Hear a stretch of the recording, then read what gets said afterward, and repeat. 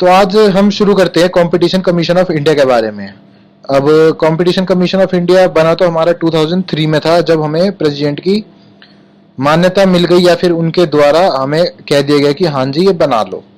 ठीक है, तो सबसे पहले इंट्रोडक्शन से शुरू करते हैं। कंपटीशन कमीशन ऑफ इंडिया, जिसे हम सीसीआई भी बोलते हैं, जो चीफ नेशनल कंपटीशन रेगुलेटर है इंडिया के अंदर। अब इसका काम ये होता है कि ये कंपटीशन जो होता है वो रेगुलेट करता है इंडिया के अंदर।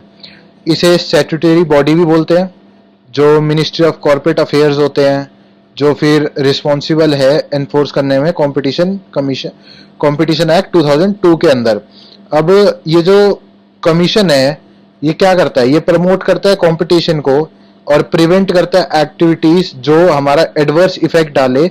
ये एलिमिनेट करता है जो एडवर्स इफेक्ट डालता है कंपटीशन के ऊपर। जैसे कि कंपटीशन है, एक बंदा जो हायर उस पे है, जो बिजनेस कर रहा है या फिर उसका कंपटीशन हाई है और एक स्मॉल बिजनेस को दबाने के लिए वो पैसा लगाता है जो भी चीज है, तो वो उस कंपटीशन को मेंटेन करने के लिए कि जो हायर पोजीशन पे है या फिर जो हायर इंडस्ट्री है वो लोअर को बिजनेस उसका खत्म ना कर पाए, जो कंपटीशन है वो मेंटेन रहे, इसलिए ये वर्क भी करता है। और दूसरा काम होता है ये प्रमोट करता है सस्टेन कंपटीशन करने में, जो हमारे कंज्यूमर हैं उन्हें प्रोडक्ट का जो होता है फेयर प्राइस मिले, जितनी अमाउंट है उतने पे ही जो प्रोडक्ट है वो अवेलेबल हो।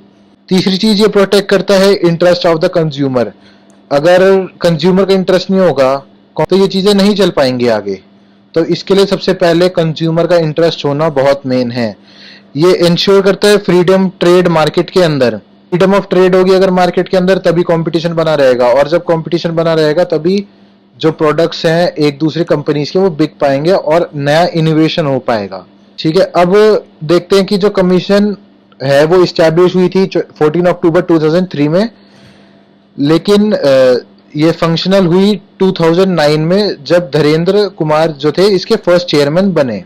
तो जो आइडिया था कंपटीशन कमीशन बनाने का वो कंसीव करा गया introduction in the form of competition act 2002, जो विजयपाय गवर्नमेंट थी उन्होंने लाया। ठीक है, अब इसको लाने का या क्यों प्रमोट करने का कंपटीशन हुआ, ताकि जो प्राइवेट एंटरप्राइजेस थे, जो मतलब अगर आपने पिछली वाली वीडियो देखी होगी तो उसमें स्टार्टिंग में बताया था कि वर्ल्ड वॉर के टाइम जो हमारे आर्म्स बनाने वाले, जो मतलब वेपन्स वगैरह बनाने वाली इंडस्ट्री थी वो बहुत ज़्यादा हाई हो गई थी और उन्होंने मतलब बहुत ज़्यादा मार्केट में नाम हो गया था, तो उसे प्राइवेट करना पड़ा।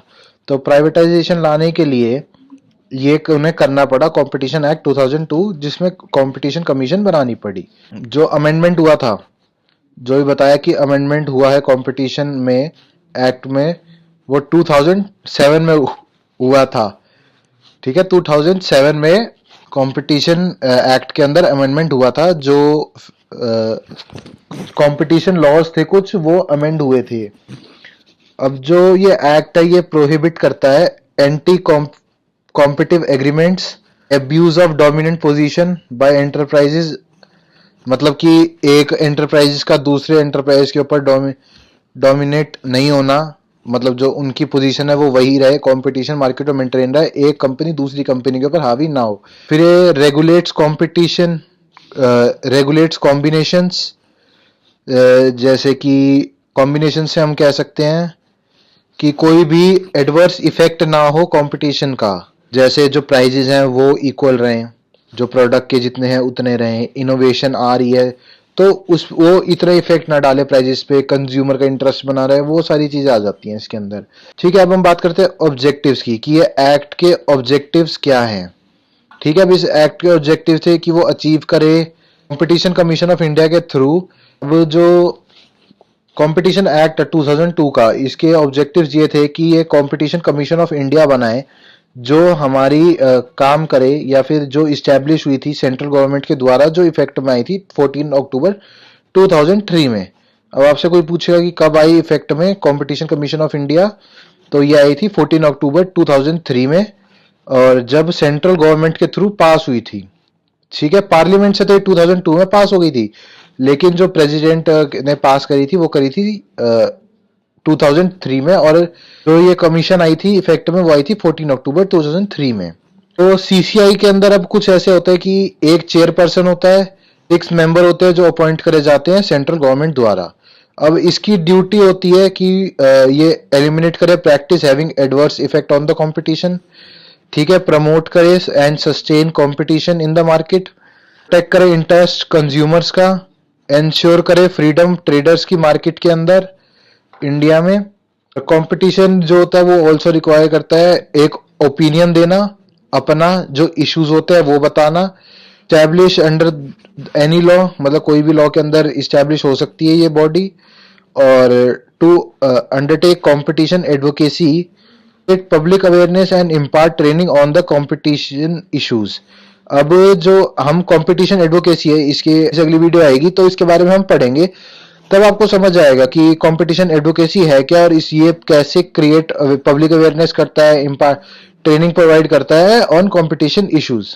सो अब हम बात करते हैं इसकी इस्टेब्लिशमेंट के बारे में। तो जो कंपटीशन कमीशन ऑफ इंडिया था वो इस्टेब्लिश हुआ 2003 में, जैसे मैंने पहले भी बहुत बारी पीछे भी बता दिया, और ये इनैक्टमेंट होता है कंपटीशन एक्ट 2002 के अंदर। इसको रिप्लेस करा था, अगर आपने पिछले वाली मेरी वीडियो देखी होगी, अगर नहीं देखी तो जाके पहले उसे देख लो, तो ये समझ आएगा कि ये monopolies and restrictive trade policies commission ये क्या है और ये कहाँ से आया, MRTPC ये क्या चीज है और कहाँ से आई, और इसको चेंज मतलब इस कमीशन को चेंज कर दिया गया था कंपटीशन कमीशन ऑफ इंडिया में। स्ट्रक्चर की बात कर लेते हैं। इसके अंदर कंसिस्ट होता है एक चेयरपर्सन, 6 मेंबर्स जो सारे अपॉइंट करे जाते हैं सेंट्रल गवर्नमेंट द्वारा, और जो चेयरपर्सन और मेंबर्स होते हैं वो सिलेक्ट करे जाते हैं किस बेसिस पे, उनके एक्सपर्टीज में जो होते हैं कंपटीशन लॉ के अंदर, इकोनॉमिक्स के अंदर, कॉमर्स के अंदर और मैनेजमेंट के अंदर। सो अब बात करते हैं थोड़ा सा इसके फंक्शंस के बारे में, जैसे कि preventing anti competitive agreements and practices such as cartelisation, price fixing, bid rigging and market allocation.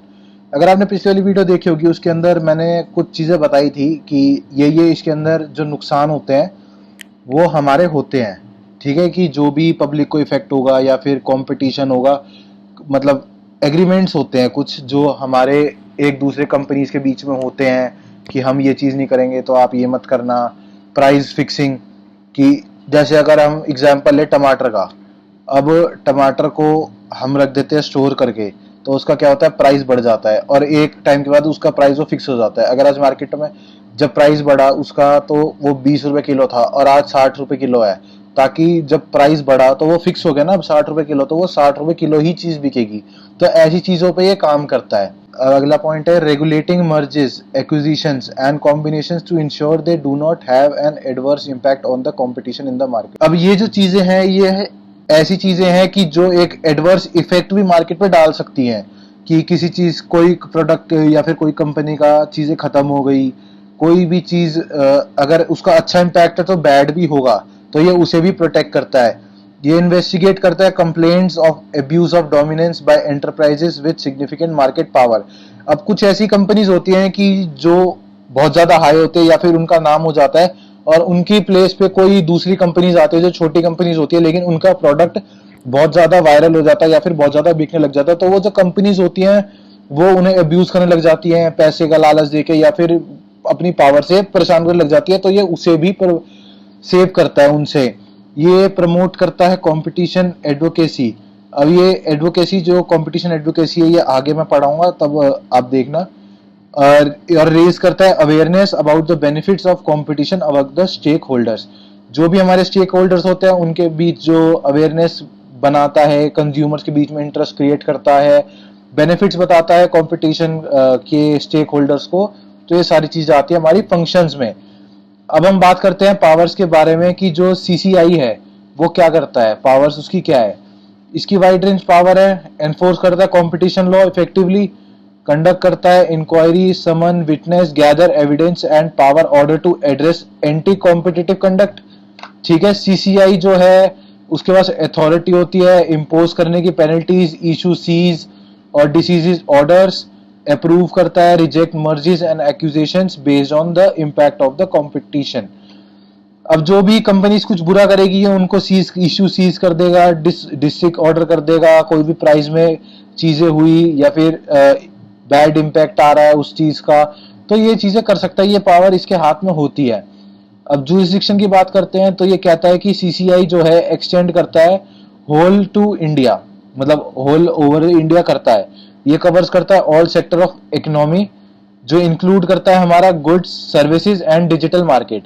ठीक है, अब जो अथॉरिटी है ये इन्वेस्टिगेट करती है केसेस सुओ मोटो, जो होती है ऑन इट्स ओन इनिशिएटिव। ठीक है, और ये कंप्लेंट्स लेता है based filed on aggregative parties, जो मतलब दूसरी पार्टीज होती हैं वो केस करती हैं, ये उनके बेसिस पे केसेस ले लेता है। ठीक है, तो यहाँ हमारा ये खत्म होता है। अब एक कंक्लूजन के हम आते हैं। तो जो कंपटीशन कमीशन होता है इंडिया का, वो एक वाइटल रोल प्ले करता है, ठीक है, सेफ गार्ड करने के लिए कंपटीशन और कंज्यूमर इंटरेस्ट को इंडियन मार्केट में। अब इसके द्वारा जो हमारे एनफोर्समेंट एक्शंस होते हैं, एडवोकेसी एफर्ट्स होते हैं, या फिर जो सीसीआई का कंट्रीब्यूशन है क्रिएट करने के लिए, फील्ड बना देता है बिजनेस को, प्रमोट करता है इकोनॉमिक एफिशिएंसी मार्केट के अंदर, फ्रॉस्टिंग इनोवेशंस। अब अगर कोई भी चीज कंपटीशन में होगी तो उसके अंदर इनोवेशंस बहुत जरूरी हैं। अगर आप क्लोथिंग ब्रांड ही ले लें, तो अगर एक ब्रांड कुछ निकालता है दूसरा कुछ निकालता है, और ऐसे ऐसे करके हर महीने या हर 2-4 दिन में कपड़ों में इनोवेशन होता रहता है। और इससे क्या होता है, जो ग्रोथ होती है वो होती है, इंडियन इकोनॉमी में ग्रोथ चल रही है। आपको वीडियो अच्छी लगी है तो चैनल को सब्सक्राइब करें, वीडियो को लाइक करें, और आपने अगर पिछली एडिशन एक्ट की वीडियो नहीं देखी है तो वो जाके जरूर देखो, डिस्क्रिप्शन में इसका लिंक है। क्यों?